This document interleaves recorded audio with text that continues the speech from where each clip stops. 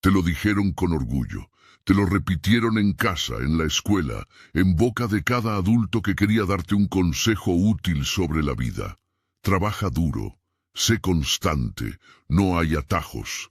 El éxito se construye con esfuerzo, hora tras hora, año tras año. Y tú lo creíste. No tenías razón para dudarlo. Era la versión del mundo que te ofrecían todos al mismo tiempo. Y cuando todos dicen lo mismo, parece que todos tienen razón. Pero hay algo que nadie te dijo. Algo que no está en esa frase, que no está en ese consejo bien intencionado, que no aparece en ninguna conversación de sobremesa sobre el futuro. Hay personas en este mundo que no trabajan por dinero, no porque sean perezosas, no porque hayan heredado una fortuna, sino porque en algún momento aprendieron algo que tú no, y esa diferencia de información lo cambió todo. No hablamos de millonarios abstractos, ni de casos imposibles de replicar. Hablamos de un mecanismo concreto, técnico, verificable, que separa a las personas que intercambian tiempo por dinero de las personas que hacen que el dinero trabaje por ellas. Y ese mecanismo existe desde hace siglos. Simplemente nadie consideró importante que tú lo supieras. Al terminar este video, no vas a tener una frase motivacional nueva. Vas a tener algo mucho más valioso. Vas a entender por qué el consejo más repetido sobre el trabajo y el dinero es, al mismo tiempo, el más incompleto. Y vas a ver con claridad qué implica eso para tu situación económica concreta, hoy, ahora, con los ingresos que tienes y las decisiones que estás tomando en este momento de tu vida. Empecemos por el principio, por la pregunta que casi nadie se hace. ¿Qué significa exactamente trabajar por dinero? Parece una pregunta obvia. Trabajas, te pagan, eso es todo. Pero hay una dimensión en esa transacción que raramente se examina. Cuando trabajas por dinero, estás vendiendo tiempo. Y el tiempo tiene una característica que ningún otro recurso tiene. No se recupera. Un empresario puede perder dinero y recuperarlo. Un inversor puede ver caer su cartera y verla subir de nuevo. Pero las horas que vendiste esta semana a cambio de un salario se fueron para siempre. No hay forma de devolverlas. No hay mecanismo de recompra. Las intercambiaste por dinero y la transacción es definitiva e irreversible. Eso, en sí mismo, no es bueno ni malo. Es simplemente lo que es. El problema aparece cuando esa transacción es la única fuente de ingresos que tienes. Cuando el 100% de tu dinero depende de que tú estés físicamente presente, activo, disponible, vendiendo horas. Porque eso significa algo muy preciso. Si dejas de vender tiempo, dejas de recibir dinero. Los economistas tienen un nombre para este tipo de ingreso. Lo llaman ingreso lineal, un ingreso que crece exactamente en proporción al tiempo que inviertes. Trabajas 10 horas, recibes el equivalente a 10 horas. Trabajas 20, recibes el equivalente a 20. La relación es perfectamente directa y por eso mismo tiene un techo absolutamente rígido, el número de horas que tiene un día. Ahora existe otro tipo de ingreso.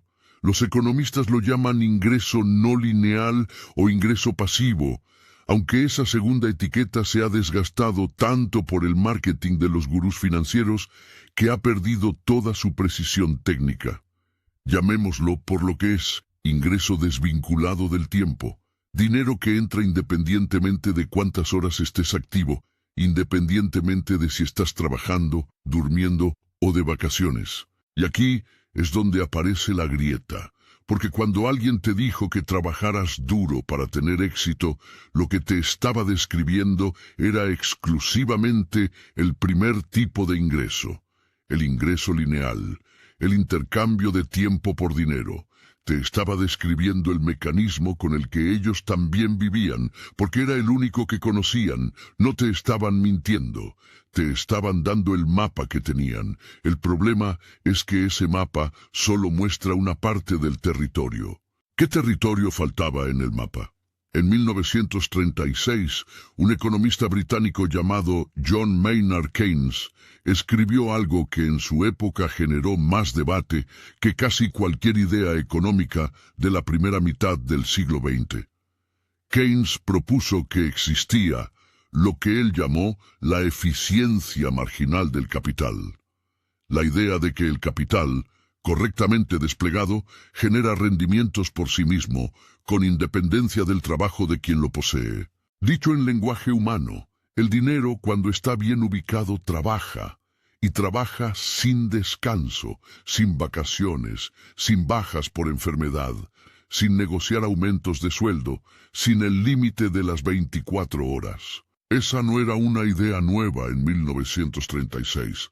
Los grandes comerciantes venecianos del siglo XIII ya la entendían cuando prestaban capital a los barcos mercantes y recibían un porcentaje de las ganancias del viaje sin subirse a ningún barco. Los banqueros florentinos del Renacimiento la aplicaban con una precisión que haría enrojecer a muchos analistas modernos. Y los primeros accionistas de la Compañía Holandesa de las Indias Orientales, fundada en 1602 y considerada la primera empresa con acciones en la historia moderna, la entendían perfectamente cuando compraron participaciones en una empresa y esperaron que esas participaciones generaran dividendos sin que ellos tuvieran que navegar un solo kilómetro. Lo que estos grupos tenían en común no era riqueza heredada, era comprensión de un mecanismo. El mecanismo por el cual el capital, cuando se convierte en un activo productivo, genera ingresos de forma autónoma. Ahora viene la pregunta que debes hacerte. Una pregunta incómoda pero necesaria. ¿En cuál de los dos lados de ese mecanismo estás tú? Piensa en tus fuentes de ingreso ahora mismo. Ponlas sobre la mesa mentalmente. Cada euro, cada peso, cada dólar que entra en tu vida cada mes. ¿Cuántos de esos ingresos entrarían si mañana decidieras no levantarte? ¿Cuántos seguirían llegando si pasaras 3 meses sin trabajar? ¿Cuántos son completamente independientes de tu presencia activa? Si la respuesta es ninguno o casi ninguno, no estás solo. Es la situación de la inmensa mayoría de las personas que trabajan. Pero saber que eres mayoría no cambia lo que implica esa situación. Y lo que implica es esto. Tu capacidad de generar riqueza está directamente limitada por tu capacidad física de trabajar. Cuando tu cuerpo no pueda seguir, tu ingreso se detiene. Eso es lo que significa vivir completamente dentro del ingreso lineal. Pero espera, aquí hay algo que la versión simplificada de esta historia siempre omite, y que es probablemente lo que más va a incomodarte de todo lo que escuches hoy. El sistema económico moderno no está construido de forma neutral respecto a estos dos tipos de ingreso. Está construido de forma deliberadamente asimétrica. ¿Qué significa eso en términos concretos? En la mayoría de los países del mundo desarrollado, el ingreso del trabajo, el salario, las horas vendidas, está gravado fiscalmente a tasas significativamente más altas que el ingreso del capital. Las ganancias de capital, los dividendos, las rentas de inversión, tributan en rangos inferiores a los que paga una persona con un salario medio en el mismo país. No es un accidente, no es un error administrativo que nadie ha corregido. Es el resultado de décadas de política fiscal que refleja exactamente quién tiene más influencia sobre cómo se escriben las leyes. Warren Buffett, uno de los inversores más exitosos de la historia, lo dijo públicamente en 2011 con una honestidad que dejó a muchos sin palabras. Pagaba una tasa impositiva efectiva menor que su secretaria. No porque tuviera un equipo de abogados encontrando grietas ilegales en el sistema, sino porque el sistema mismo estaba construido de esa forma. El ingreso de su capital tributaba menos que el salario de ella. El sistema recompensa a quienes han cruzado al lado del capital y penaliza en términos relativos a quienes dependen exclusivamente de vender tiempo. Eso es lo que nadie te explicó cuando te dijeron que trabajaras duro. Pero ahora viene el giro. El momento en que la mayoría de las personas que consumen contenido sobre este tema cometen el error más costoso de todos. Escuchan lo anterior y concluyen una de dos cosas. O bien que el sistema está completamente corrompido y no hay nada que hacer, o bien que la solución es simple: dejar de trabajar y empezar a invertir. Y las dos conclusiones son igualmente equivocadas. La primera porque la comprensión del mecanismo es exactamente lo que da poder de acción, no de parálisis. La segunda porque ignora algo fundamental sobre cómo funciona realmente la acumulación de capital. Porque hay una pregunta que nadie responde en la versión pop de esta historia. Si el dinero puede trabajar por ti, ¿de dónde sale el primer dinero? De trabajo. Siempre, en algún punto de la cadena, hay trabajo. Hay tiempo vendido, hay esfuerzo convertido en ingreso. La diferencia no está en trabajar o no trabajar. La diferencia está en qué haces con lo que el trabajo produce.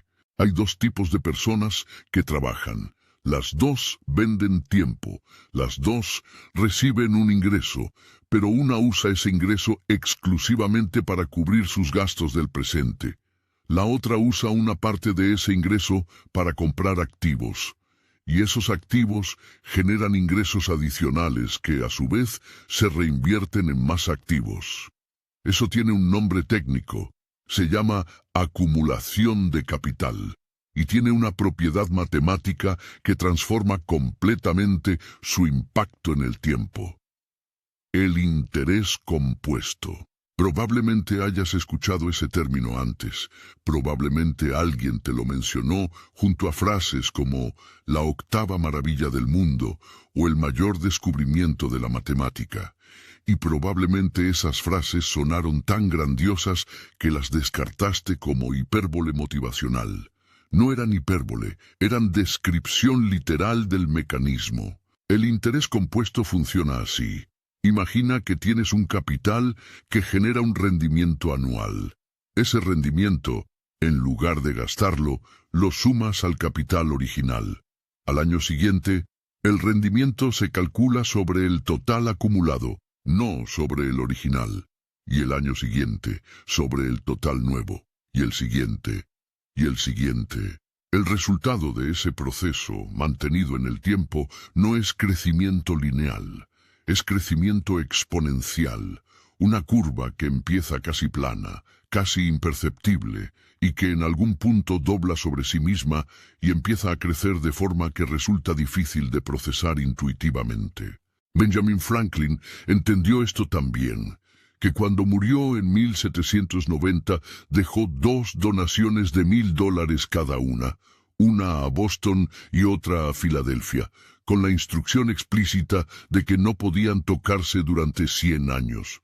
Transcurrido ese siglo, el dinero había crecido hasta los $500,000 en cada ciudad, y las instrucciones decían que podían gastar la mayor parte, pero que debían dejar una porción sin tocar durante otros 100 años más. En 1990, 200 años después de su muerte, el fondo de Boston valía aproximadamente $5 millones. El de Filadelfia, 2 millones. Franklin no era inversor profesional, no tenía acceso a instrumentos financieros sofisticados. Simplemente entendía que el tiempo, multiplicado por el interés compuesto, hace un trabajo que ningún ser humano puede igualar trabajando, y sin embargo, la mayoría de las personas viven en el lado exactamente opuesto de ese mecanismo. No lo aplican sobre sus ahorros, lo sufren sobre sus deudas. Aquí está el giro que nadie anticipa cuando cree que ya entendió esta historia. El interés compuesto no es una herramienta neutral que puedes elegir usar o no usar. Ya lo estás usando. La pregunta es ¿en qué dirección? Si tienes una tarjeta de crédito con saldo pendiente, el interés compuesto está trabajando en tu contra. Si tienes un crédito al consumo con cuotas mensuales, el banco está usando exactamente el mismo mecanismo que Franklin usó para hacer crecer su donación, pero en reverso, comiendo tu capital en lugar de construirlo.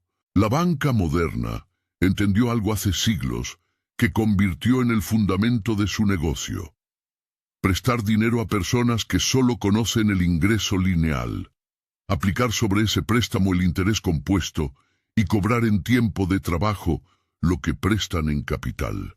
Es uno de los intercambios más asimétricos de la economía moderna y ocurre a escala masiva todos los días, con decenas de millones de personas que simplemente no saben que están en ese lado de la ecuación. Y esto conecta con algo que probablemente no esperabas escuchar hoy. El problema no es que no sepas invertir. El problema es que el sistema te educó para ser consumidor perfecto en lugar de inversor. No porque haya una conspiración activa, sino porque consumidores perfectos son exactamente lo que el sistema necesita para funcionar. Cuando gastas el 100% de tu ingreso, cuando no acumulas capital, cuando pagas intereses en lugar de cobrarlos, estás cumpliendo perfectamente el rol que el sistema necesita que cumplas. Estás siendo el lado de la ecuación que hace posible que el otro lado crezca. Eso es lo que no te dijeron cuando te dijeron que trabajaras duro. Pero hay algo más, un nivel adicional que transforma completamente la comprensión de todo lo anterior. Existe un momento en la acumulación de capital que los economistas llaman punto de inflexión financiera. No tiene un nombre glamoroso, no tiene una fecha marcada en ningún calendario, pero existe y es real, y es el momento en que el ingreso generado por tus activos supera por primera vez el ingreso generado por tu trabajo. Ese es el momento en que el dinero trabaja más que tú. No es un momento mágico, no te hace rico de la noche a la mañana, no cambia tu vida de forma dramática e instantánea, pero cambia algo fundamental. Cambia la dirección en que fluye el tiempo en tu economía personal. Antes de ese punto, necesitas seguir vendiendo horas para mantener tu nivel de vida. Después de ese punto, ya no es una necesidad. Puedes elegir trabajar porque quieres, porque te da sentido, porque disfrutas de lo que haces, no porque si dejas de hacerlo, dejas de comer. Esa diferencia entre trabajar porque necesitas y trabajar porque eliges es exactamente lo que separa la vida económica de las personas que cruzaron al otro lado del mecanismo de las que no lo hicieron. No es una diferencia de salario. No es una diferencia de inteligencia, es una diferencia de información y de las decisiones que esa información permite tomar. Y esto es donde debes detenerte. Si estás escuchando esto y sientes que acabas de recibir una pieza importante, que algo que antes no encajaba empieza a tener sentido, eso es exactamente lo que este canal existe para producir. Pero una pieza sola no construye nada. El conocimiento financiero real no es una colección de datos sueltos. Es un sistema de comprensión que se construye capa sobre capa, y cada capa cambia cómo ves las decisiones que tomas en tu vida económica cotidiana.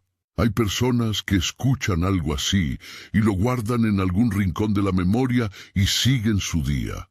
Y hay personas que entienden que este tipo de conocimiento solo vale si se convierte en un marco completo, en una forma de leer el mundo financiero que no depende de un solo video, sino de una construcción sostenida.